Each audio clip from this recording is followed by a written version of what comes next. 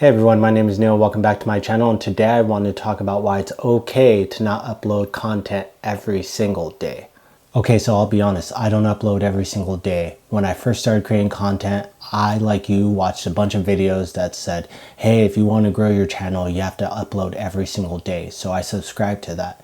And what I found out early on is that it's very easy to get burnt out that way, or to run out of content ideas very quickly, because you always feel like you have to generate a new video with each passing day.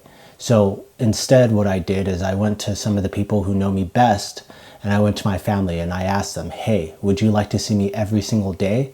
And 4 out of 5 recommended not to see me every single day.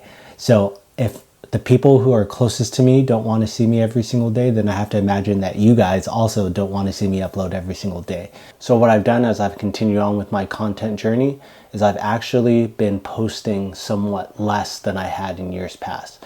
And the reason why is because I find that I'm able to focus a lot more when I have an idea in mind, and I don't have to worry about so much quantity over quality. So my plan is to be able to push out content at a lower rate but at a higher value, so that you guys can continue to learn and grow with me on this journey. That's what I've been doing. So this isn't going to be a long video. I just wanted to stop and take a few minutes and say, hey, if you're feeling like today is a busy day and you may not be able to get to that idea that you wanted to, it's okay. You can always try again tomorrow. This is a marathon. A lot of people post and within a few years their channel fizzles out. But if you want to be in this for the long haul, you have to understand that it's a marathon. So go ahead, take your rest, relax, and then when you feel like it, get back at it again.